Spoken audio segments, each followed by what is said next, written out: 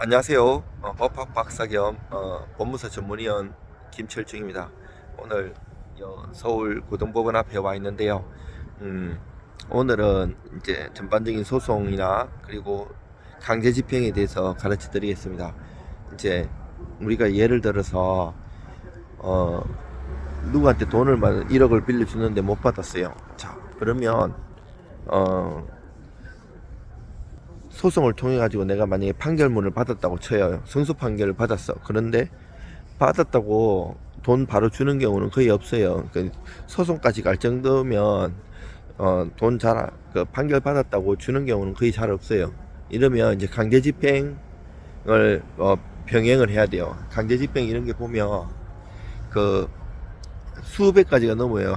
이렇게 할 수 있는 게 채권의 종류나 그 채무자의 성향, 재산 상태 이런 거에 따라서 다 다르게 해야 돼요. 저는 이제 그 대기업 거래처 법무사로서 13년 동안이나 대기업하고 은행권에 그 법무사로서 그 강제집행 소송에서 강제집행해갖고 그 돈 받아주는 일을 한 13년 정도 했었어요. 지금은 다른 이제 그 안 하는데, 원래 대기업이나 은행 거래처 같은 경우는 1년에 한 번씩 재계약을 해요. 법무사들 되게 많아요. 보통 보면 50명 변호사 50명씩 한 100명 이렇게 들어와 있어요. 근데 실적이 좋고 일 처리를 잘해야지 계속 재계약을 해요. 그렇게 했었는데, 물론 개인들도 많이 했었죠. 근데 이 보면 그 결 따라 다 달라요. 이게 하는 게 물론 인터넷상이라서 뭐 다 얘기는 못하지만 그냥 법조치 그냥 단순하게 해갖고는 안 되고요. 법조치도 단계마다 채무자가 뭐 답변을 한다든지 아니면 전화를 온다든지 여러 가지 반응이 달라요. 이 반응에 따라서 계속 다르게 조치를 해야 돼요. 일률적으로 그냥 요즘은 또 전자신청이 발달돼서 빨리빨리 신속하게 하는데, 그냥 직원 시켜가지고 뭐 그 입력만 그냥 막 대충 하고 잃어버리면 안 돼요. 그게 정말 심혈을 기울여가지고 고도의 심리전이에요. 그 돈 받는 게 쉬운 게 아니에요.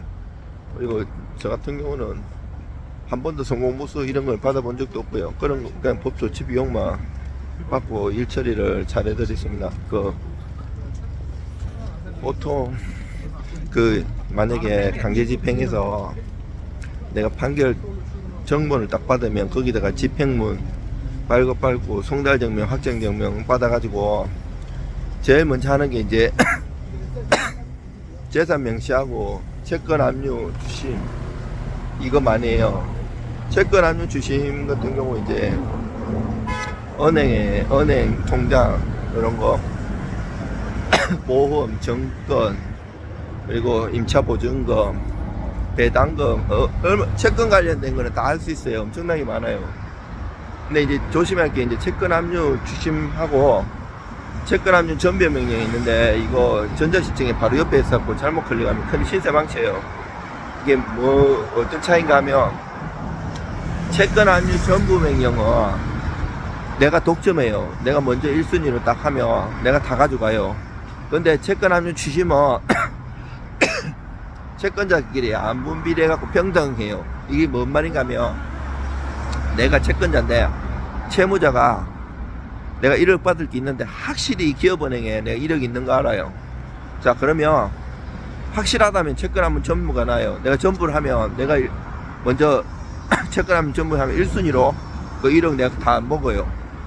근데 여기다가 채권 압류 추심을 하면 내가 1억 받을 게 있어갖고 여기 1억 압류 추심하고 B라는 사람이 2억 받을 게 있어가지고 거기다 또 채권 압류 추심했어요.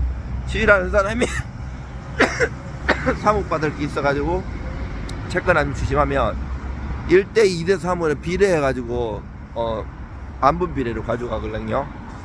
자, 채권 압류 추심하면 이런 단점이 있는데, 장점이 뭔가 하면, 내가 기업원에 확실히 있을 줄 알고 했는데 없었어. 그러면 내가 또 다른 데다가 압류할 수 있어요. 못 받은 금액만큼.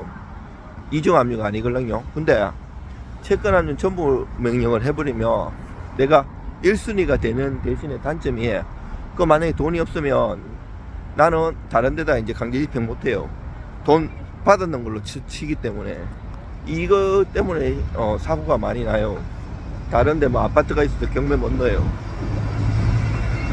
내가 지금 얘기하고 있는 거는 시간상 제약 때문에 바쁘기 때문에 여기 앉아서 하지도 못해요. 제가 이거 걸어다니면서 맨날 찍고 있는데, 뭐 저는 편집한 시간도 없고 해서 그냥 이렇게 보고 하는 것도 아니고, 그냥 생각나는 대로 유튜브 이렇게 핸드폰 들고 그냥 거치대도 없이 손으로 지금 양쪽 손 들고 이렇게 하는 거예요.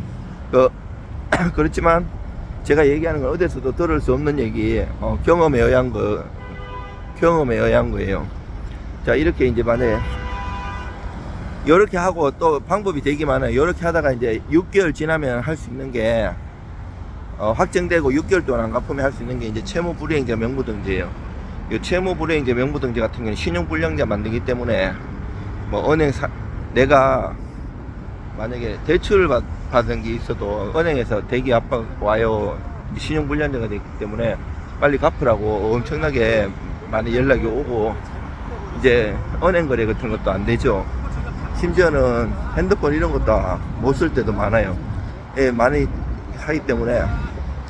또 이렇게 오면 그 채무자한테는 또 채무 불이행자 명부등재 신청에 대해서 사유서라든지 신문서, 답변서 내봐 이렇게 와요, 10일 내에. 근데 이거를 보통 포기하고 안 내는 경우도 많은데, 또 거기에 대해서 조치는 제가 채무 불이행자 명부등재 답변서, 신문서 여기 보시면 나와요. 거기 제가 자세히 써놨어요.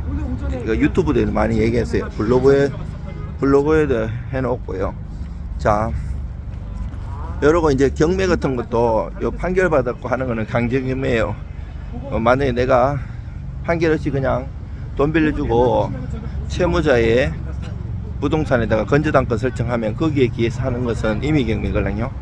또 요것도 이제 임의경매 경신력 관련해 갖고 2022년 대법원 전원합의체 판결도 있고, 그 다음에 작년 2023년도에 부당이득 관련해 갖고 판례도 있어요. 요거 제가 이틀 전에 서울중앙지방법원에 가가지고 그 유튜브에 올리는 거 있어요. 그런 것도 참조하시고, 이제 재산 명시 같은 거 사람들이 별로 효과 없어 이렇게 생각하는 거 있는데, 그거 안 해본 사람 얘기고요. 그것도 효과가 참 좋아요.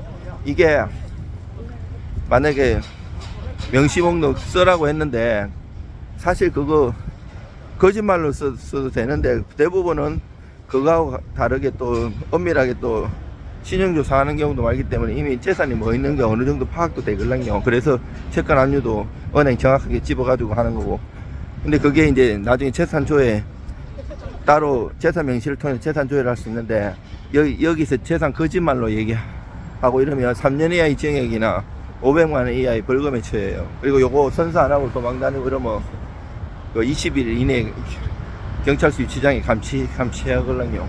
그 감치 결정문이나 명시 목록 아니면 각하될 수도 있어요. 그 송달 안 돼가지고 이제 각하되는 게 우리 일반 소송에서의 졌다 이런 의미가 아니에요. 그 자체도 그 결정문, 각하 결정문 가지고 재산 조회를 할 수 있는 강력한 무기가 돼요.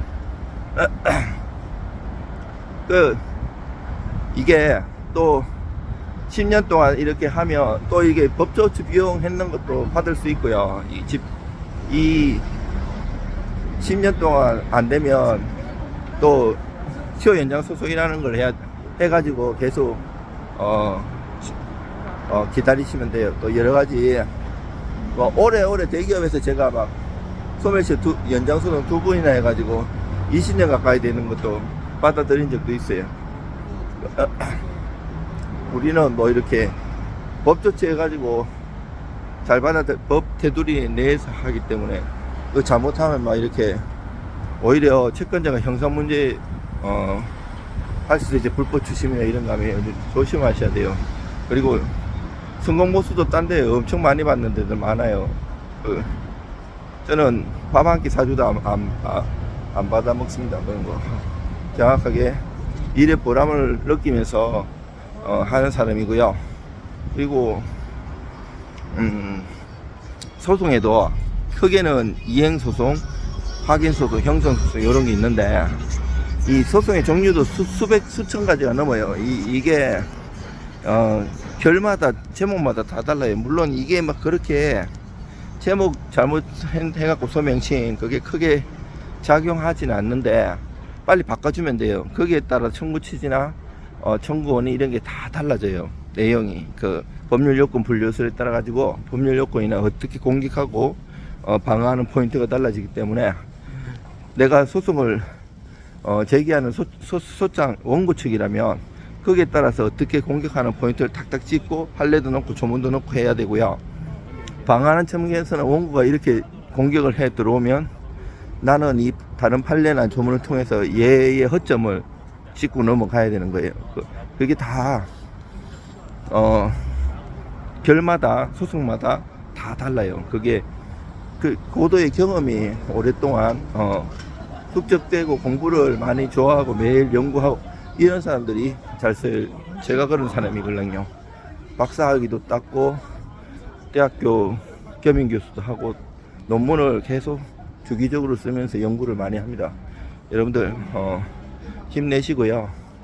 뭐 채권자는 채권자대로 돈 못 받아서 속상하시고 채무자는 또 채무자대로 여러 가지 힘듦이 있고 이러는데 뭐 대화를 해가지고 해결되면 좋고요. 대화가 또 해결이 안 되고 이러면 법 테두리 내에서 법으로 해결할 수밖에 없습니다. 여러분들 힘내십시오.